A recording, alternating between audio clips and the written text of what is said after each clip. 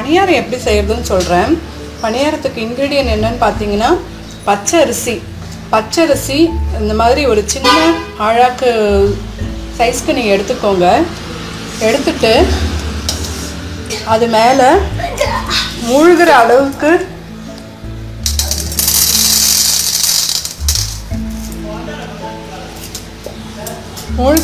இந்த மாதிரி உளுந்து போட்டுக்கணும்.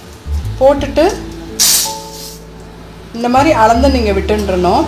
இந்த மாதிரி 2 பேர் சாப்பிட்றதுக்குன்னா 2 அழகு போட்டுக்கோங்க. 4 பேர்னா 4, அந்த மாதிரி அந்த ரேஷியோவில் நீங்கள் போட்டுருங்க.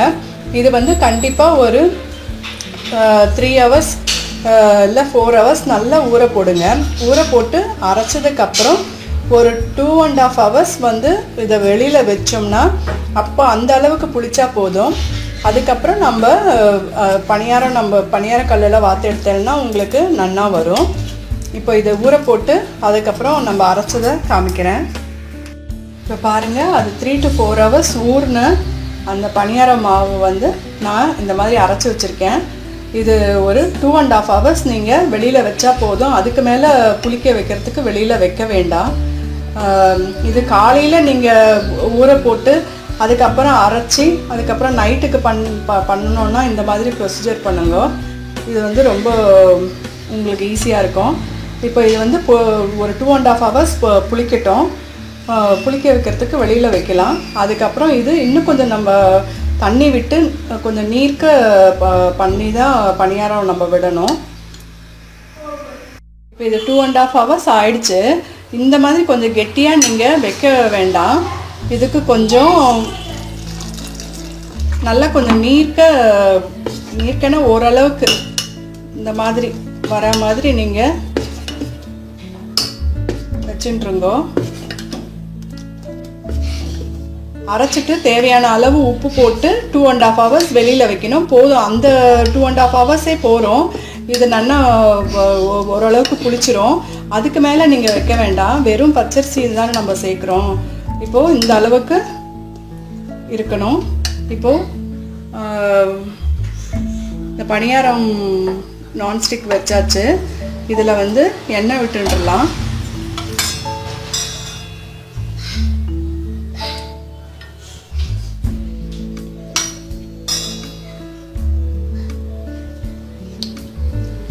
குக்கிங் ஆயில் எதுவோ நீங்கள் அதை நீங்கள் விட்டுருங்க. கொஞ்சம் ஸ்டவ் இதில் கொஞ்சம் ரைஸ் பண்ணி வச்சுட்டு மாவு கொஞ்சம் கொஞ்சமாக விடலாம். ஒரு 3/4 வாசி விட்டால் போகிறோம். ஸ்டவ் ரைஸ் பண்ணி வச்சுருக்கேன். ஆக்சுவலாக நடுவில் ஃபஸ்ட்டு விட வேண்டாம். நான் இப்போ விட்டுட்டேன்.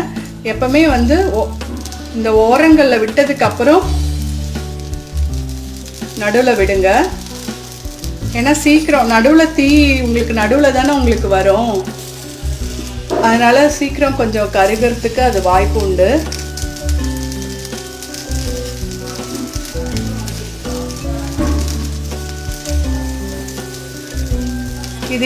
இதையும் கூட ஒரு கடாய் வச்சுண்டு அதில் எண்ணெய் விட்டு அதில் கூட ஒரு பணியாரமாக நம்ம விட்டு எடுக்கலாம்.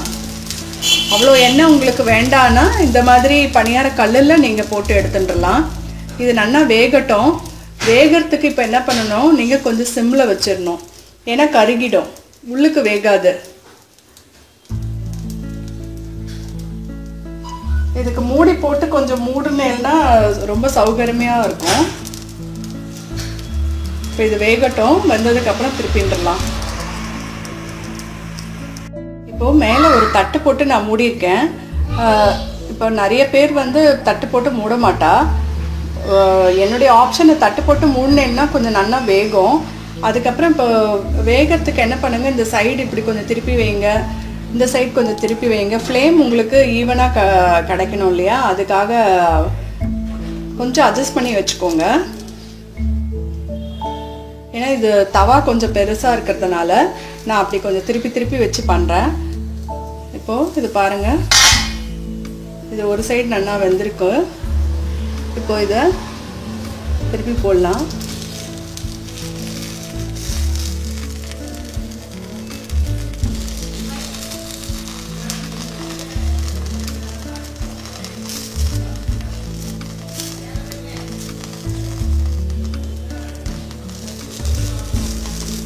எவ்வளோ எண்ணெய் வேணுமோ அதுக்கு தகுந்த மாதிரி விட்டுடுங்க. எனக்கு எண்ணெய் அவ்வளோவா நான் இது பண்ண மாட்டேன்.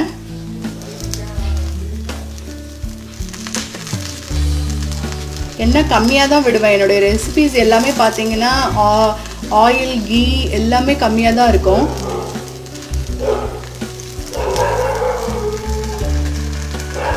இதே மாதிரி திருப்பி விட்டுட்டு அந்த சைடும் வேகிறதுக்கு டைம் கொடுத்து நம்ம எடுத்துடலாம். இப்போ பிளெயின் பணியாரம் ரெடி ஆகிடும். அதுக்கப்புறம் ஆனியன் போட்டு பணியாரம் நான் பண்ணி காமிக்கிறேன்.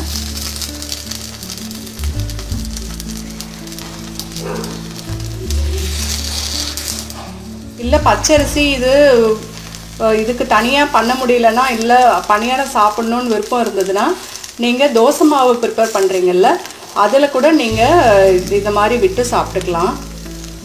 அந்த ரேஷியோவும் இதுக்கு ஒர்க் அவுட் ஆகும். இதுக்குன்னு தனியாக அதுதான் ஒர்க் அவுட் ஆகும்ன்ட்டு இல்லை. ஆனால் பணியாரத்துக்குன்னு பார்த்தீங்கன்னா அந்த மாதிரி பண்ணிங்கன்னா அதுதான் கரெக்ட் ப்ரொசீஜர். அது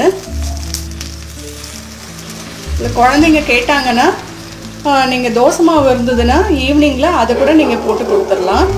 அது கூட ஒரு ரைட் ஆப்ஷன் தான். இது நல்லா வேகட்டும், அப்புறம் எடுக்கலாம். மாவுலேயே உங்களுக்கு வெங்காயம் போட்டு பண்ணோன்னா எவ்வளோ வெங்காயம் வேணுமோ அவ்வளோ வெங்காயம் நீங்கள் போட்டுக்கோங்க. நம்மளுடைய ஆப்ஷன் தான். இதில் கொத்தமல்லி, கருவேப்பிலை போடலாம், இஞ்சி போடலாம். அதுக்கப்புறம் பச்சை மிளகா கொஞ்சமாக சீவி போட்டுடலாம். அது உங்களுக்கு காரம் வேணும்னா அந்த மாதிரி போட்டுடலாம். குழந்தைங்க சாப்பிட்றதுக்காக நான் பச்சை மிளகா, இஞ்சி அவாய்ட் பண்ணிடுறேன். வெறும் கருவேப்பிலையும் இப்போது வெங்காயமும் போட்டு நான் உங்களுக்கு வெங்காயம் பணியாரம் பண்ணி காமிக்கிறேன். என்ன இன்க்ரீடியன்ட்ஸ் ஆற்றுல இருக்கோ அதை நீங்கள் போட்டுடலாம். இப்போ அடுத்தது வெங்காயம் போட்டு காமிக்கிறேன். இப்போ பார்த்தீங்கன்னா இந்த பணியாரம் ரெடி ஆகிடுச்சு. இதை ஒரு பாத்திரத்தில் எடுத்துட்டுலாம்.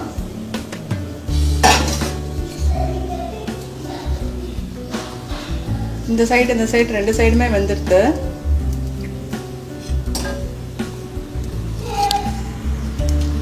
இதை எடுத்துட்டு ஆனியன் பணியாரம் விடலாம். இங்கே பாருங்கள், இப்படி நீர்க்க வச்சுக்கோங்க, அப்போ தான் பணியாரம் கொஞ்சம் நல்லா வரும்.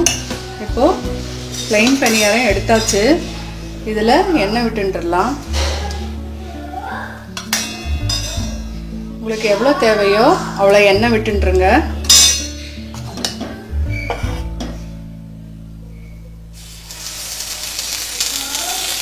நான் ஃபஸ்ட்டு சொன்ன மாதிரி ஓரத்தெல்லாம் விட்டுண்டு அப்புறம் நடுவில் விடலாம்.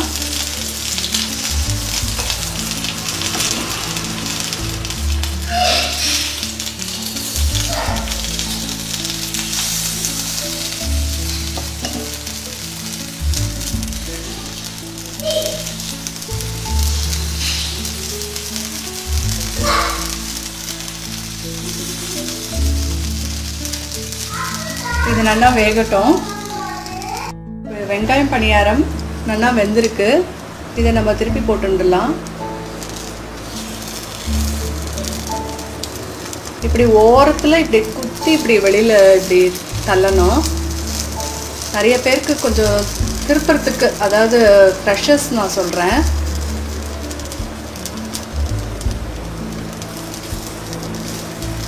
பழகினவாளுக்கு பிரச்சனை இல்லை, அவள் பண்ணிடுவா.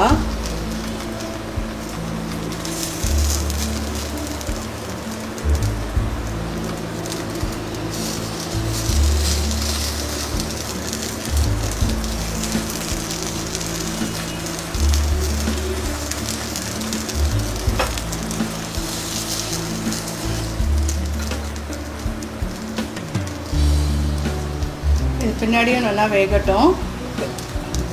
இந்த மாதிரி வேக விடுறதுக்கு நீங்கள் வந்து ஆஃப் ஃப்ளேம் தான் வைக்கணும். இதை நான் சின்ன பர்னர் வச்சு தான் நான் யூஸ் பண்ணுறேன். நீங்கள் பெருசுலேயும் வச்சுட்டுலாம், ஆனால் மேக்ஸிமம் இதுக்கு நீங்கள் அதிகமாக தீ வைக்கப்படாது. உங்களுக்கு கிறிஸ்பாக வேணும்னா நீங்கள் தட்டு போட்டு மூடாதீங்க.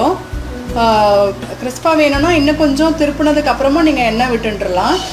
ஆயில் எவ்வளோக்கு எவ்வளோ விடுறீங்களோ அவ்வளோக்கு அவ்வளோ உங்களுக்கு கிறிஸ்மஸ் உங்களுக்கு கிடைக்கும். இது நல்லா வேகட்டும். வெந்ததுக்கப்புறம் உங்களுக்கு நான் காமிக்கிறேன். இப்போ இது நல்லா வெந்துருத்து.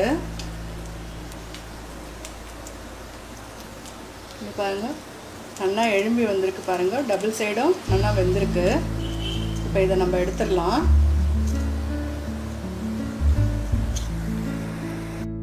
ஆனியன் பணியாரமும் இப்போ ரெடி ஆகிடுது. இதே மாதிரி பண்ணி பார்த்துட்டு உங்களுடைய ரிவ்யூஸ் அண்ட் கமெண்ட்ஸ் எனக்கு போஸ்ட் பண்ணுங்கள். Thank you very much.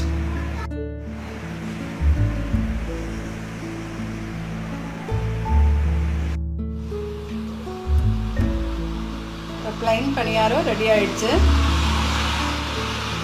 வெங்காயம் பணியாரம், ப்ளைன் பணியாரம் ரெடி ஆகிடுச்சு. இதே மாதிரி பண்ணி பார்த்துட்டு உங்களுடைய ரிவ்யூஸ் அண்ட் கமெண்ட்ஸ் எனக்கு போஸ்ட் பண்ணுங்கள். தேங்க்யூ.